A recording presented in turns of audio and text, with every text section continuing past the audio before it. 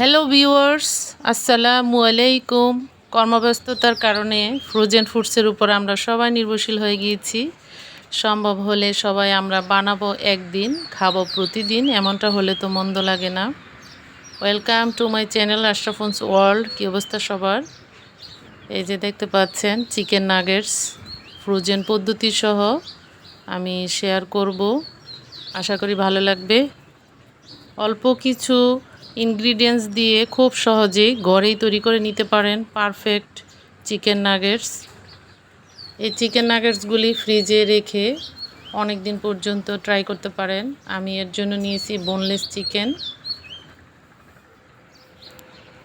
Boneless চিকেনটাকে আমি আগে কিমা করে নিয়েছি, 2 কাপ পরিমাণ নিব। মুখরোচক খাবারগুলোর মধ্যে চিকেন নাগেটসটা বাচ্চাদের খুবই ফেভারিট। এই চিকেন নাগেটসগুলি একবার বানিয়ে অনেক দিন খাওয়া যায় ফ্রিজে রেখে। ভিডিওটা কেমন লাগবে অবশ্যই কমেন্টস করে জানাবেন। আমি এর জন্য দিয়ে দিলাম 2টি ডিমের কুসুম, পেঁয়াজ এবং কাঁচামরিচ কুচি, পুদিনা পাতা কুচি দিয়ে দিয়েছি, আর অ্যাড করছি 2 চামচ ময়দা। অল্প কিছু উপকরণ যেমন 1 চামচ টেস্টিং সল্ট দিলাম, আর দিয়ে দিলাম গোলমরিচের গুঁড়ো 1 চামচ পরিমাণ, আর দিয়ে দিলাম 2 চামচ কর্নফ্লাওয়ার। এগুলো দিলে বাইন্ডিংটা ভালো হয়। আর দিয়ে দিলাম শুকনো চালের গুঁড়ি। এই উপকরণগুলো সব একসাথে মিশিয়ে ভালো করে একটা ডোয়ের মতো তৈরি করব। দিয়ে দিলাম 2 চামচ সয়া সস, টেস্টটা বাড়বে। সামান্য কিছু উপকরণ দিয়ে করব, স্বাদ মতো লবণ দিলাম।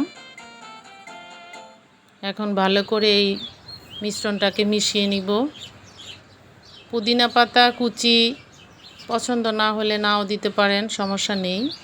এখানে টালা জিরার গুঁড়ো দিতে পারেন, আদা রসুন বাটাও দিতে পারেন, কিন্তু আমি এগুলো দিব না, একটু অন্যভাবে ট্রাই করছি।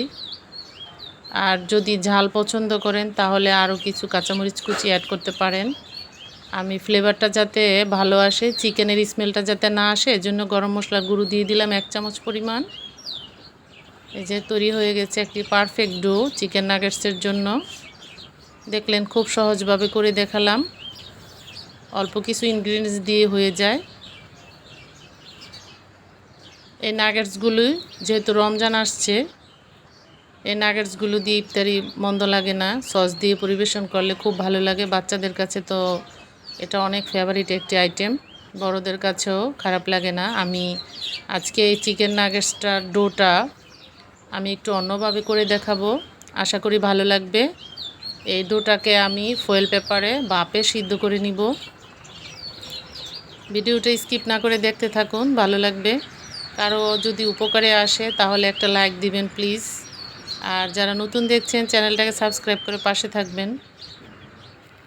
আমি এগুলা এই ফয়েল পেপারে দিয়ে পানির মধ্যে বসিয়ে স্ট্রেনারে দিয়ে সিদ্ধ করে নিব।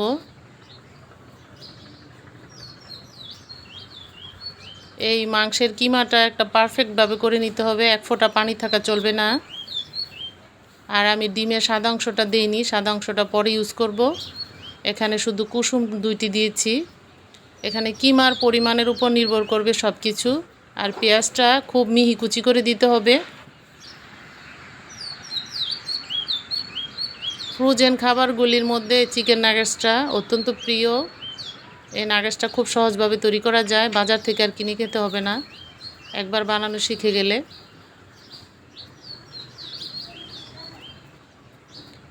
আমি বেশি না 10 মিনিট ভাপ দিব, 10 মিনিটে সিদ্ধ হয়ে যাবে আশা করি।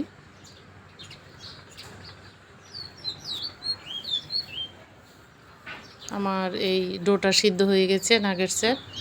এখন আমি ঠান্ডা করে নিব, তারপরে এগুলো কেটে নিব কিউব কিউব করে, বা টিন কাটার দিয়ে যে কোনো কিছু দিয়ে কেটে নেওয়া যাবে ইচ্ছে মতো সাইজ দিয়ে। এই যে ঠান্ডা হয়ে গেছে, আমি এখন এই ডোটাকে সুন্দর রুটির মতো হয়েছে, এখন কেটে নিব। দেখতে পাচ্ছেন মাশাআল্লাহ কালারটা সুন্দর এসেছে। পুদিনা পাতা দেওয়াতে হয়তো বা অনেক সুন্দর গ্রান আসতেছে।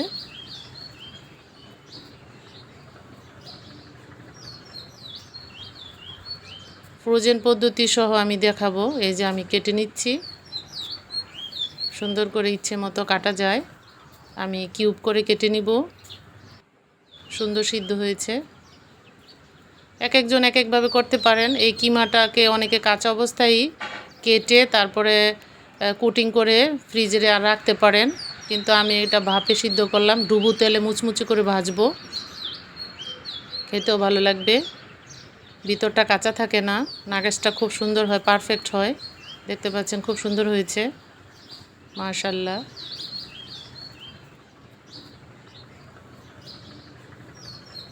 এখন আমি কোটিং করে দেখাবো। এর জন্য নিয়েছি একটি ডিম, এর সাথে আমি কর্নফ্লাওয়ার এবং বেসন মিশাবো। ডোটাকে একটু ঘন করবে। তারপরে আমি এই কেটে রাখা নাগেটসগুলো ডুবিয়ে তারপর ব্রেড ক্রামে কোটিং করব। ব্রেড ক্রামে ইউজ করলে, কোটিং করলে সুন্দর হয়, মুচমুচে হয় এবং দীর্ঘদিন ফ্রিজে রাখা যায়, নষ্ট হয় না। স্বাদ মতো লবণ দিয়ে দিলাম।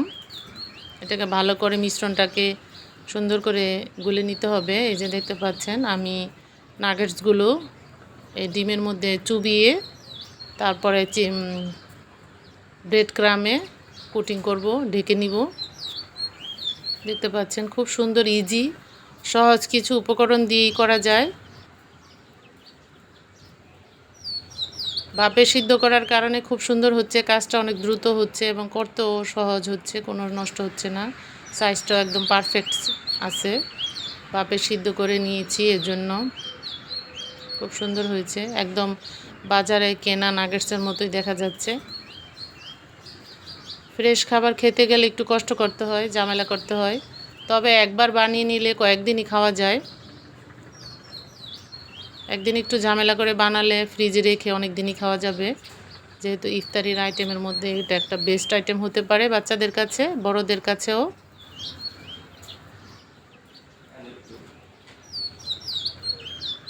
এই যে আমি কোটিং করছি ব্রেড ক্রাম দিয়ে। ব্রেড ক্রাম না থাকলে অনেক সময় ময়দা এবং কর্নফ্লাওয়ার অ্যাড করেও করা যায়। এই কোটিংটার জন্য এগুলো ইউজ করা যায়, তবে ব্রেড ক্রামটা দিলে টেস্টটা বাড়ে এবং জিনিসটা মুচমুচে হয়। এই যে দেখতে পাচ্ছেন কয়েক মাস এইভাবে ফ্রিজে রেখে খাওয়া যায়, কোনো কিছুই হয় না, নষ্ট হয় না। এই যে দেখতে পাচ্ছেন কালারটা মাশাআল্লাহ। এটা ডুবো তেলে ভেজে তারপরে সসের সাথে পরিবেশন করবেন। সবাই ভালো থাকবেন, আল্লাহ হাফেজ।